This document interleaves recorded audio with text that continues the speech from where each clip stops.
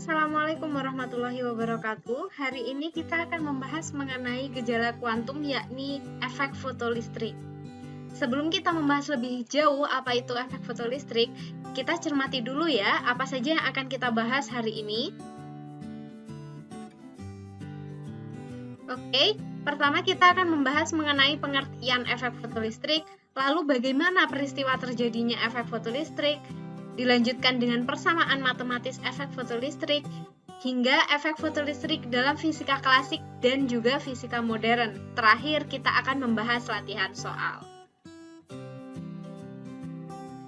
Nah, pengertian efek fotolistrik sendiri adalah peristiwa keluarnya elektron-elektron ketika suatu permukaan logam disinari oleh radiasi elektromagnetik. Dapat berupa cahaya tampak, inframerah, maupun ultraviolet. Nah, untuk lebih memahami mengenai pengertian dan juga peristiwa efek fotolistrik, simak video berikut.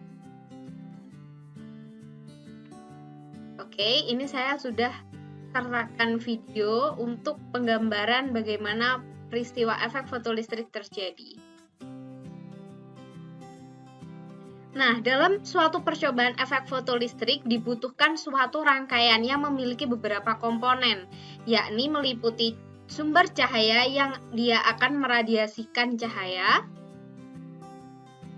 Lalu kita juga memerlukan komponen berupa logam.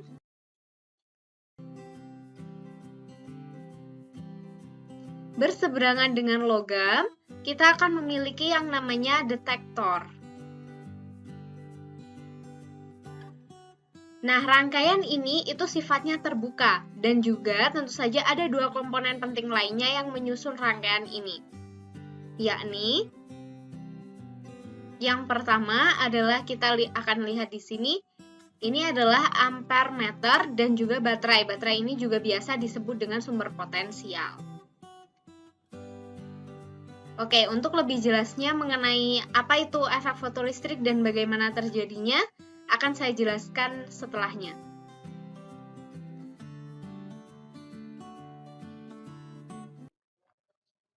Nah, dapat kalian cermati penggambaran berikut. Ketika suatu sumber cahaya, dia meradiasikan cahaya dan mengenai permukaan logam, maka permukaan logam ini akan mementalkan elektron atau melepaskan elektron, dan elektron diterima oleh detektor. Elektron ini akan memulai untuk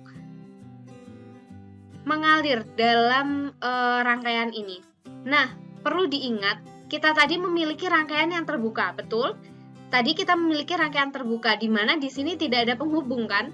Di sini tidak ada kabel kan? Ini kan ada kabel, misalkan ini kabel ya. Nah, di sini kan kita tidak menemui adanya penghubung lain.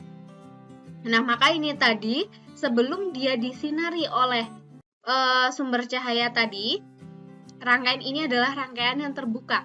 Jadi tidak akan ada arus listrik yang mengalir dalam rangkaian ini. Tetapi ketika setelah disinari permukaan logam ini, maka permukaan logam ini akan mementalkan elektronnya, dan elektron ini pun akan mengalir menuju detektor. Elektron yang terlepas ini dinamakan dengan fotoelektron. Nah, karena elektron terus mengalir, maka di sini rangkaian ini akan menjadi rangkaian yang tertutup. Oke, dapat dipahami ya. Nah, apa akibat dari rangkaian yang tertutup ini? Tentu saja arus listrik akan mengalir dan dideteksi oleh yang namanya ampere meter.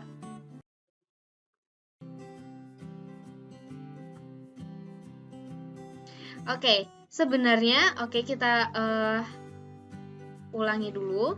Nah, arus listrik yang mengalir nanti akan dideteksikan oleh ampere meter. Nah, apa sih sebenarnya pentingnya pentingnya ampere meter dalam suatu percobaan efek fotolistrik? Nah, tentu saja ampere meter ini berguna untuk mendeteksi apakah terjadi efek fotolistrik atau tidak dalam percobaan tersebut. Oke, jadi ampere meter tadi mendeteksi apa? Benar, arus listrik. Nah, arus listrik tadi menandakan bahwa rangkaian adalah rangkaian yang tertutup. Nah, rangkaian yang tertutup disebabkan oleh apa? Disebabkan oleh aliran elektron yang terus-menerus, elektron yang terpental dari permukaan logam menuju detektor, yang membuat rangkaian yang tadinya terbuka menjadi rangkaian yang tertutup. Dapat dipahami ya? Kita lanjutkan. Nah, ketika suatu sumber cahaya ini intensitasnya dinaikkan atau diperbesar, maka nanti elektron yang terlepas akan semakin banyak. Jadi, intensitas cahaya itu dia mempengaruhi banyaknya elektron yang terlepas. Nah, lalu apa sih sebenarnya yang mempengaruhi apakah terjadi efek fotolistrik atau tidak dalam suatu rangkaian ini? Nah, kita akan bahas pada slide berikutnya.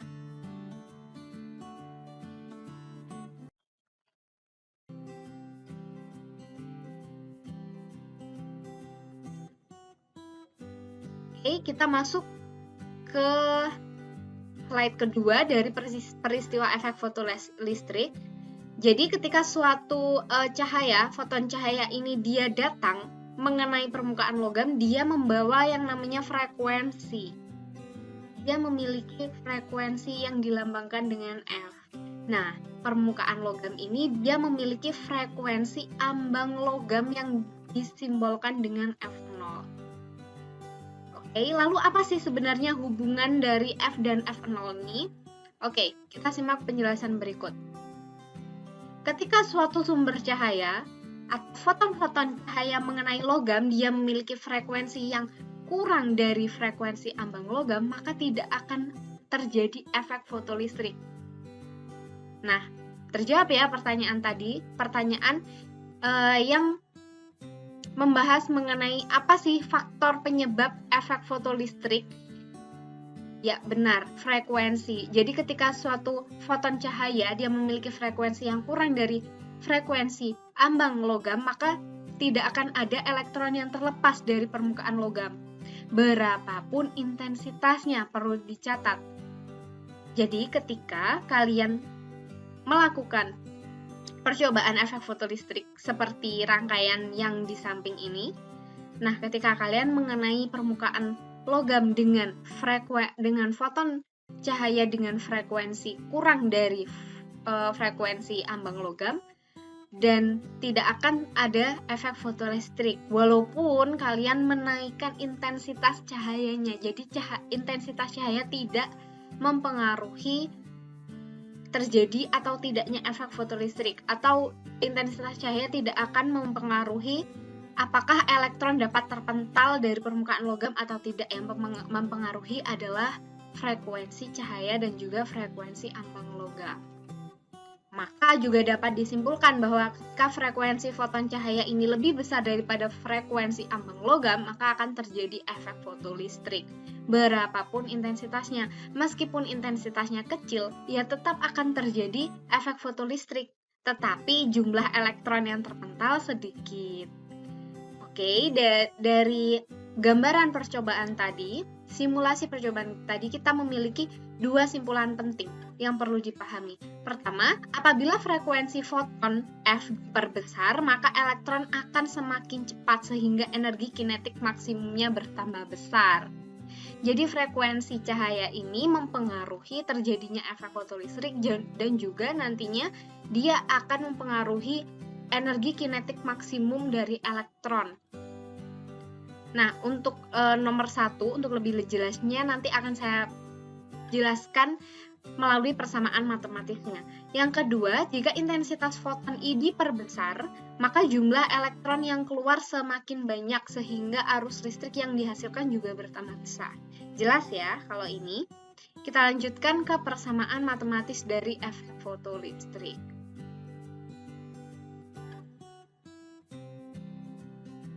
Nah, dalam persamaan matematis efek fotolistrik kita memiliki dua hal penting di sini, HF dan W0. HF itu apa sih? HF itu adalah energi yang dibawa oleh foton cahaya. Sedangkan W0 adalah fungsi kerja atau energi ambang logam.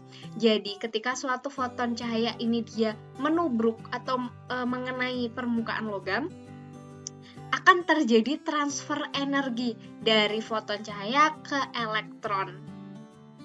Jadi energinya foton cahaya akan ditransfer ke elektron sehingga elektron dapat lepas, dan sisa energinya akan dijadikan energi kinetik agar elektron dapat bergerak. Nah, maka diperoleh hubungan dari sini bahwa EK max, energi kinetik maksimum elektron, itu dinyatakan dengan HF atau energi foton dikurangi dengan fungsi kerja atau energi ambang logam. Atau juga dapat kita tuliskan sebagai berikut, EK max sama dengan HF min HF0, di mana H ini adalah tetapan Planck. Jadi kalian tidak perlu mencari nilai H ini berapa, karena ini sudah kita ketahui. Oke? Nah, lalu ketika suatu rangkaian ini kita letakkan suatu sumber potensial, nah seperti pada simulasi bergerak tadi, kan di simulasi video tadi kita memiliki di sini ampere meter. Nah, di sini ada yang namanya baterai atau potensial. Nah, sebenarnya sama saja. Ini saya letakkan ampere meternya di sini, dan ini adalah rangkaian yang sederhana, cukup sederhana, di mana tidak ada potensial yang ditetapkan di sini. Nah, ketika ini ampere meternya misal dipindah ke sini, lalu di sini saya taruh suatu potensial, nanti akan diperoleh persamaan matematis sebagai berikut.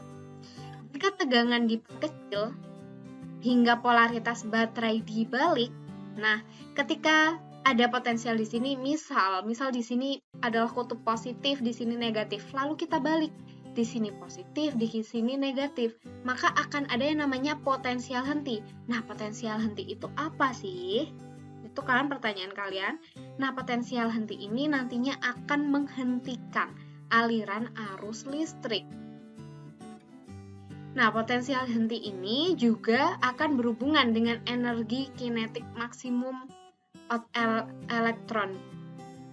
Diperoleh persamaan sebagai berikut, EK max sama dengan EV0, di mana E adalah muatan elektron sendiri, yakni 1,6 kali 10 pangkat min 19 coulomb, dan 1 EV adalah 1,6 kali 10 pangkat min 19 joule. Oke, kita akan membahas mengenai dua gagasan penting efek fotolistrik, yakni menurut fisika klasik dan juga fisika modern. Nah, dalam tabel ini sudah jelas. Akan kembali saya jelaskan, menurut fisika klasik, cahaya dianggap sebagai gelombang, sedangkan menurut fisika modern, cahaya dianggap sebagai partikel yang disebut dengan foton cahaya atau foton-foton.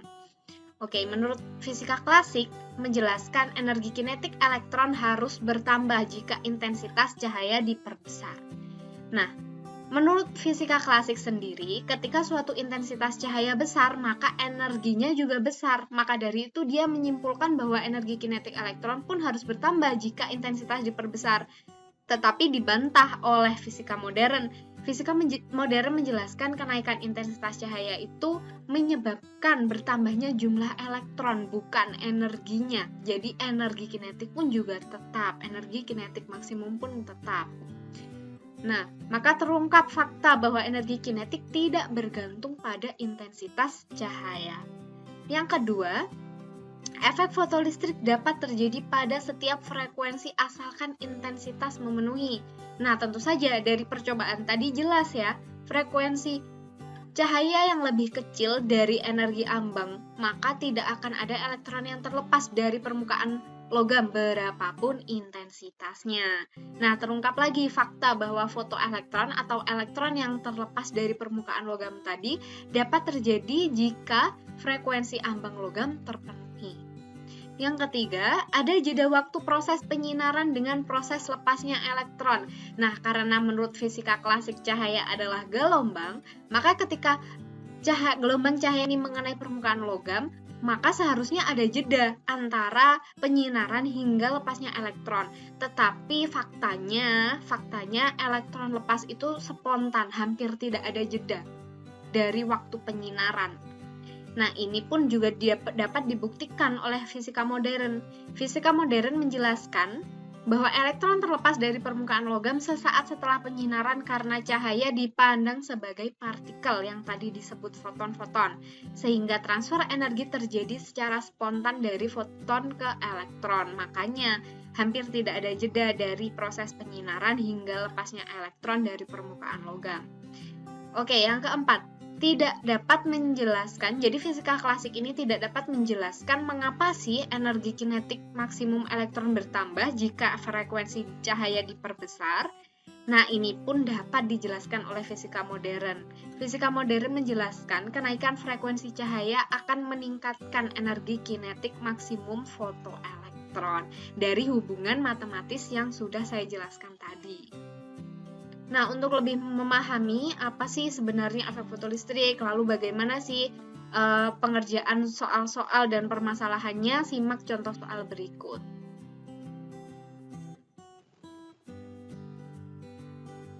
Oke, kita ke contoh soalnya. Energi ambang logam aluminium adalah 2,3 elektron volt.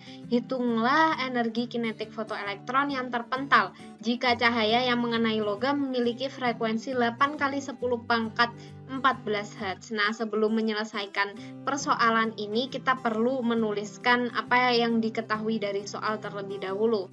Pertama, kita memiliki energi ambang logam W0, yakni 2,3 elektron volt. Kita jadikan dalam bentuk joule, di mana dikalikan 1,6 kali 10 pangkat min 19 joule akan menghasilkan 3,6 kali 10 pangkat min 19 joule. Lalu kita memiliki frekuensi cahaya yakni 8 kali 10 pangkat 14 Hz, dan kita memiliki yang namanya tetapan Planck atau H. Nah, ini tidak perlu dicari karena ini merupakan tetapan. Oke. Nah, kita tuliskan juga apa yang ditanyakan, yakni energi kinetik fotoelektron. Langsung jawab. Kita dapat menggunakan perumusan yang tadi sudah kita bahas. Karena kita tidak tahu berapa frekuensi ambang logamnya, kita dapat menggunakan W0. W0 itu kan sama dengan H dikali F0. Kita kan tahu tadi W0-nya berapa, tinggal kita masukkan angkanya seperti berikut. Nah, akan diperoleh 1,704 kali 10 pangkat min 19 joule melalui perhitungan ini. Nah, kita jadikan dalam bentuk elektron volt dengan membaginya 1,6 kali 10 pangkat min 19 akan menghasilkan 1,065 elektron volt. Nah, ini yang dinamakan energi kinetik fotoelektron.